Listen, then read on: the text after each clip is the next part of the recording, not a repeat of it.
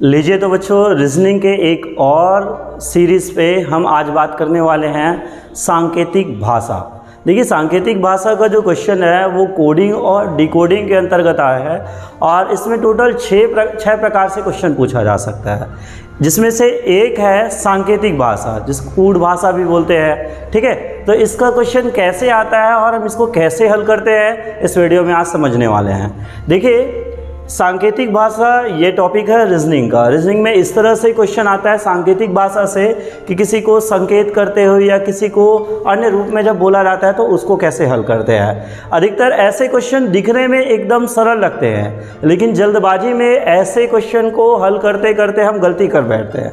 तो ऐसे क्वेश्चन को कैसे गलती ना करें, हम आज इस वीडियो में यही सीखने वाले हैं। तो देखते चलिए, यहाँ पे क्वेश्चन हमारा पहला है, यदि लाल को हरा, हरा को पीला, पीला को नीला, नीला को काला और काला को सफ़ेद कहा जाए तो मनुष्य के रक्त का रंग कैसा होगा। ज़्यादातर स्टूडेंट क्या करते हैं, मनुष्य के रक्त का रंग होगा, तो मनुष्य का रक्त का रंग क्या होता है, लाल। प्रॉपर्ली कई लोग लाल लिख देते हैं और अपना उत्तर गलत कर बैठते हैं। ठीक है, आपके मन में भी यदि लाल यदि आ रहा है, मनुष्य का रक्त का रंग लाल होता है, तो यहाँ पे इस क्वेश्चन के अनुसार आपका उत्तर गलत है। जनरली मनुष्य के रक्त का रंग लाल ही होता है, लेकिन इस क्वेश्चन में हमें जो पूछा गया है उसको समझना है। ऐसा रीजनिंग में इस तरह से क्वेश्चन आते हैं और हम जल्दबाजी में गड़बड़ कर बैठते हैं। देखिए, यदि लाल को हरा, यहाँ पे एक वर्ड दिया गया, लाल को क्या बोला जा रहा है, हरा। मतलब जो लाल कलर है उसको लाल ना बोल के क्या बोला गया है, हरा। तो लाल को हरा बोला जा रहा है, हरा को पीला बोला जा रहा है, पीला को नीला, नीला को काला और काला को सफ़ेद कहा जा रहा है। क्वेश्चन बोलता है कि मनुष्य के रक्त का रंग कैसे होता है, तो मनुष्य का रक्त का रंग एक्चुअल में लाल होता है, लेकिन हमारे इस सांकेतिक भाषा में लाल को क्या बोला जा रहा है, हरा। तो उत्तर रक्त का रंग लाल, लेकिन उसको कहा जा रहा है क्या, हरा। तो यहाँ पे ऑप्शन नंबर डी इसका सही आंसर होगा। जल्दबाजी में हम क्या करते हैं, मनुष्य का रक्त का रंग लाल है, तुरंत ए लगा देते हैं और ऐसे में हम गलती कर बैठते हैं। तो आपको इस तरह से क्वेश्चन दिमाग में बैठाना है कि जब भी ऐसा क्वेश्चन आए, आप क्वेश्चन को एक बार पहले पढ़ लीजिए कि क्वेश्चन में पूछा क्या गया है, उसके बाद अपना ऑप्शन टिक आउट कीजिए, अपना ऑप्शन लिखिए। ठीक है, चलिए क्वेश्चन इस सीरीज में आगे बढ़ते हैं। क्वेश्चन नंबर दूसरा देखते हैं। क्वेश्चन बोलता है क्या कि यदि सूर्य को चंद्रमा, चंद्रमा को पृथ्वी, पृथ्वी को आकाश, आकाश को तारा और तारा को सूर्य कहा जाता है तो पंछी कहाँ उड़ते हैं। ठीक है, अब फिर वही गलती नहीं करना है, पंछी कहाँ उड़ते हैं, तो जनरली पंछी उड़ते हैं आकाश में। लेकिन हमारे इस क्वेश्चन में आकाश को क्या कहा गया है, ये हमको ढूंढना है, क्योंकि ये सांकेतिक भाषा का क्वेश्चन है। तो आकाश को क्या कहा गया है, तो हमें यहाँ पे देखना है। देखिए, सूर्य को चंद्रमा, चंद्रमा को पृथ्वी और पृथ्वी को आकाश, पृथ्वी को आकाश बोल रहा है, लेकिन हमको आकाश को क्या बोला जाए, तो आकाश को कहा जाता है तारा। ठीक है, आकाश को क्या कहा जाता है, तारा। तो आकाश को तारा कहा जाता है, तो इसका जो आंसर आएगा वो आएगा तारा, ना कि आकाश। यहाँ पे 2 बार तारा हो गया है, थोड़ा सा मेरे से ही गड़बड़ हो गया है। ठीक है, तो ये एक ऑप्शन ले लेते हैं हम इसमें, चंद्रमा। ठीक है, तो यहाँ पे इसका जो ऑप्शन है, ऑप्शन नंबर ए आएगा क्या, तारा। ठीक है, आकाश को क्या कहा जा रहा है, तारा। ठीक है, तो इस तरह से आप जब भी ऐसा सांकेतिक भाषा का क्वेश्चन आए तो आप इसको प्रश्न को पहले अच्छे से पढ़ लेना, उसके बाद ही सॉल्व करना।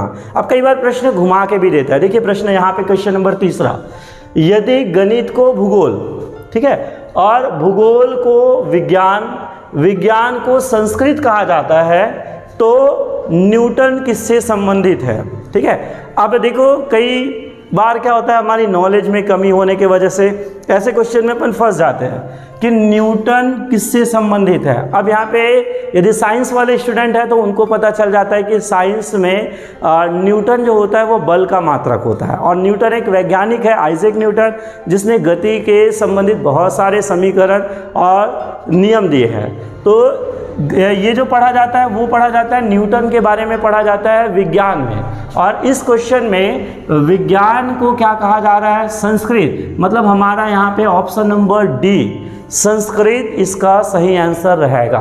ठीक है, बस आपको कई बार ऐसे क्वेश्चन दिया जाता है जहाँ पे हमको उसके बारे में नॉलेज भी होना चाहिए। जैसे नॉर्मली छोटे लेवल में तो ये ऐसा ही क्वेश्चन आता है रक्त रंग वाला, लेकिन जब हम हाई लेवल में जाते हैं तो हमको इस तरह से भी क्वेश्चन याद रखना है। ठीक है, तो न्यूटन किससे संबंधित है, तो यहाँ पे आएगा विज्ञान। न्यूटन जो होता है विज्ञान में पढ़ा जाता है, और विज्ञान को दिए गए प्रश्न के अनुसार विज्ञान को हम क्या कह रहे हैं, संस्कृत। तो ये हमारा क्वेश्चन नंबर तीसरा।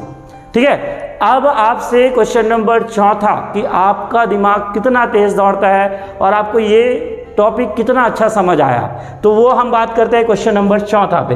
तो क्वेश्चन नंबर चौथा आपके लिए एक वर्क है कि आप इसको कैसे सॉल्व करते हैं। ध्यान रखें कि रीजनिंग हो गया, चाहे कोई भी टॉपिक है, 1 मिनट का ही समय लेना है हमको, ताकि हमारा जो कॉम्पिटिटिव एग्जाम है वो अच्छा सा हम फाइट कर सके। तो चलिए यहाँ पे मैं क्वेश्चन पढ़ देता हूँ कि यदि तारा को ग्रह, ग्रह को उपग्रह, उपग्रह को आकाशगंगा और आकाशगंगा को धूमकेतु कहा जाता है तो पृथ्वी है। ऑप्शन दे दिया है ग्रह, उपग्रह, तारा, धूमकेतु। आप अपना जो भी आंसर आपको लगता है, जो भी आपको सही आंसर लगता है, आप मुझे कमेंट करके बताएं कि इस क्वेश्चन नंबर चौथा का आंसर कैसे लगा, क्या आएगा।